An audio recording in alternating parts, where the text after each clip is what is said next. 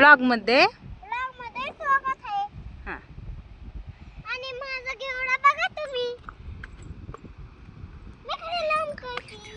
बघा माझी मिरचीची झाडं. अजून दाखवते मग. हे बघा इथं बी.